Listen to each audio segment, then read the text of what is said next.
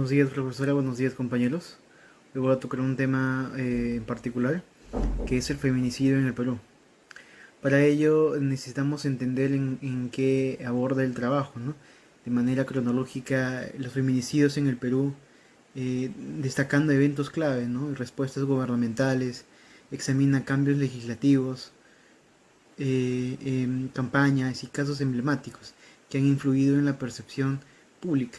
También analiza en el papel de la sociedad civil y movimientos feministas en la lucha contra la impunidad, destacando su contribución en la sensibilidad y presión hacia las autoridades para medidas más efectivas. El tema 1, Estado de democracia. La pregunta es, en el caso trabajado, ¿se evidencia respeto por el Estado de Derecho y democracia? Yo creo que en el 2018 el Congreso aprobó la ley número 30819, modificando el Código Penal para aumentar la pena mínima por feminicidio de 15 a 20 años. Pero incrementar las penas de cárcel sería la solución para erradicar el feminicidio. Considero que el reducir feminicidio va más allá de las penas duras. La solución se encuentra en políticas públicas integrales que aborden las raíces de violencia de género, centrándose en la prevención en lugar de medidas punitivas después del hecho. Se aboga por eh, un enfoque compasivo, estructural, instado a acciones gubernamentales que van más allá de castigos simples, trabajando para prevenir y cambiar las condiciones que perpetúan la violencia. Entonces, ¿cómo debemos combatir el feminicidio? Para ello, diversas ONGs como Plan Internacional nos comparten las medidas de prevención para cambiar desde la niñez estos casos de violencia, a la larga que se conviertan en un vil asesinato.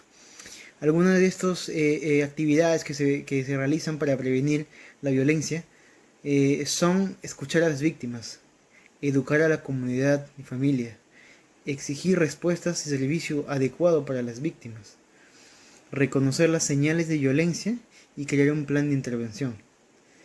Eh, Estas medidas de prevención pueden ayudar a mejorar, a disminuir la violencia en un futuro muy lejano, pero dependerá de cada uno en el que podamos erradicar este mal que lamentablemente acecha a nuestro país. Juntos podemos cambiar esta perspectiva del país, pero tenemos que empezar ahora. Muchas gracias. Buenas noches, compañeros, o buenas noches, profesora. Continuando con la exposición, yo voy a tocar el punto número 2, que es deberes y derechos ciudadanos. Como estamos hablando de feminicidio, vamos a hablar más que todo de los derechos vulnerados por para tener como consecuencia un feminicidio. En este caso voy a citar voy a leer los derechos que menciona la Defensoría del Pueblo, que lo dictó en la ley 30364, que es una ley para prevenir y erradicar la violencia contra la mujer, el cual menciono dos ejemplos, que es uno, derecho a una vida sin violencia, y dos, derecho a la asistencia y protección integral. Entonces, el vulnerar estos derechos mencionan que se puede llegar a un nivel de violencia mucho más alto, el cual es proclive o tiene un alto porcentaje en terminar en un feminicidio. También tenemos que la revista científica Warmi menciona que la violencia contra la mujer es una violación a los derechos humanos, es una violación, es un atentado contra la vida misma, ¿no?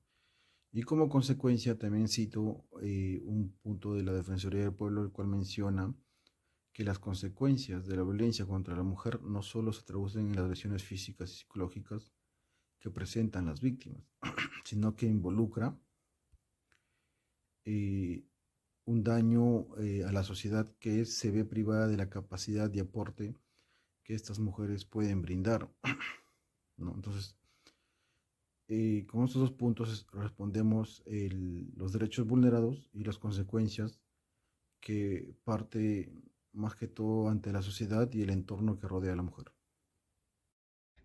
Bueno, continuando con la exposición, hablaré sobre el tema número 3, en que este es el pluralismo. Los derechos fundamentales, plurales o principios construidos se basan de manera diferente por cada grupo étnico o cultural. Esto quiere decir que en una posible evaluación de que algo es injusto o violatorio ante los derechos fundamentales que la persona, en este caso la mujer, puede tener, dependerá de la situación y perspectiva en la que se encuentre la persona, ¿no? Digamos que en un enfoque intercultural, según el Fondo de Población de las Naciones Unidas, está orientado a reconocimiento de la convivencia de las diversidades culturales de la sociedad. Que esto quiere decir que en una base de respeto hacia los derechos humanos y los derechos como pueblos, se deberá ir asociada básicamente a la importancia eh, de las diversidades y de las cuestiones relacionadas a la identidad en el Perú. La Defensoría del Pueblo eh, define a esta orientación como el reconocimiento y respeto de las diferencias culturales existentes, digamos, bajo una idea de culturas superiores e inferiores que puedan existir, ¿no?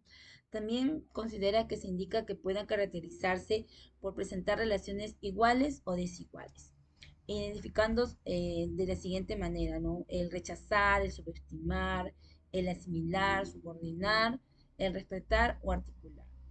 Eh, Según un término plural de violencia contra las mujeres, estas se clasifican entre que las mujeres violentadas son las indígenas, las rurales, las campesinas o las mujeres con discapacidad. Las mujeres indígenas sufren mayores violaciones a sus derechos humanos que las mujeres no indígenas, afectando la vida de al menos 3 millones de niñas, adolescentes y mujeres nativas.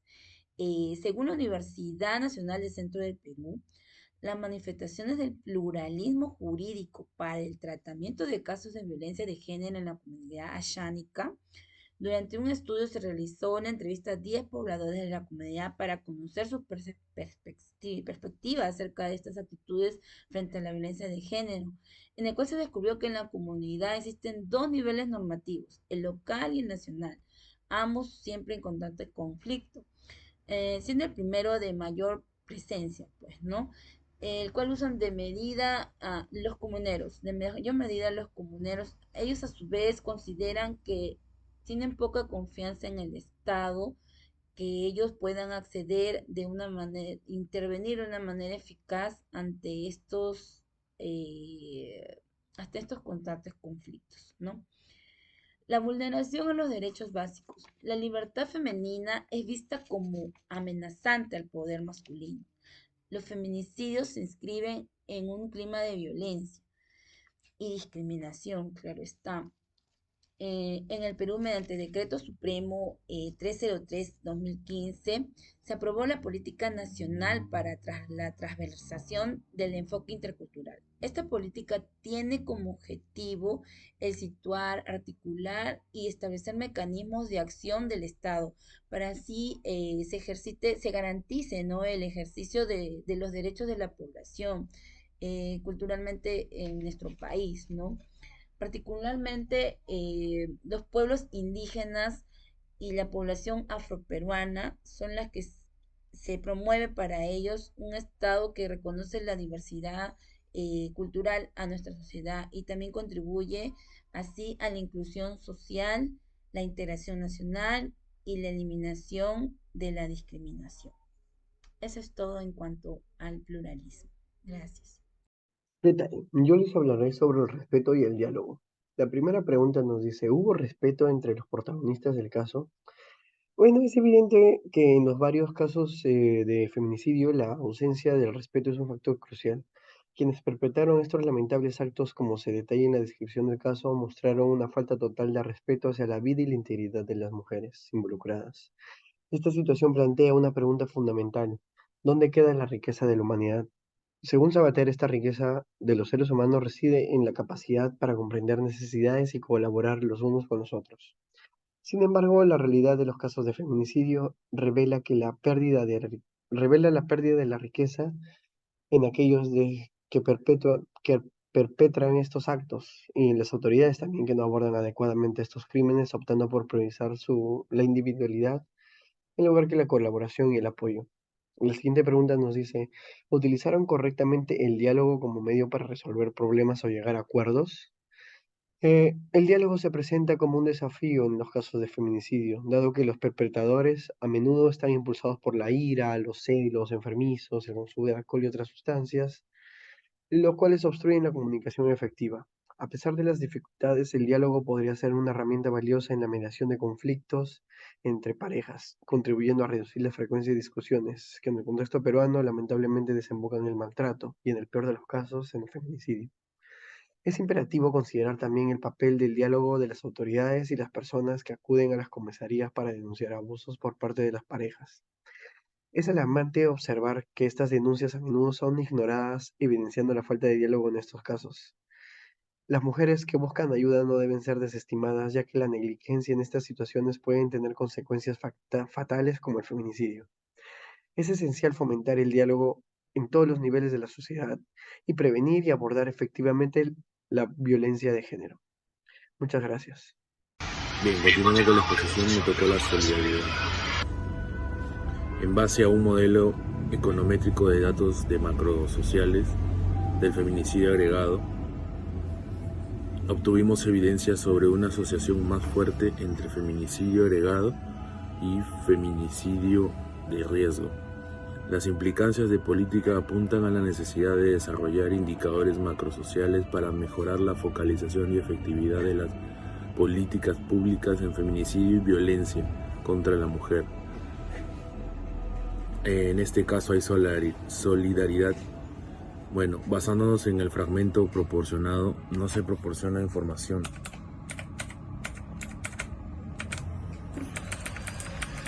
sobre información específica sobre acciones de solidaridad entre los protagonistas del caso.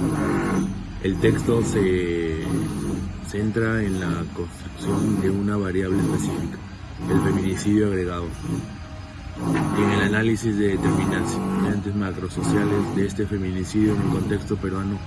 Por lo tanto, no hay evidencia directa de acciones de solidaridad entre los protagonistas. ¿Se tuvo en cuenta el bien común? En cuanto a si se tuvo en cuenta el bien común, el fragmento menciona que el estudio se realizó con el objetivo de mejorar la focalización y efectividad de las políticas públicas en feminicidio y violencias contra la mujer. Esto sugiere que los investigadores están buscando contribuir al bien común al abordar un problema social significativo y proponer medidas que beneficien a la sociedad en su conjunto. Gracias.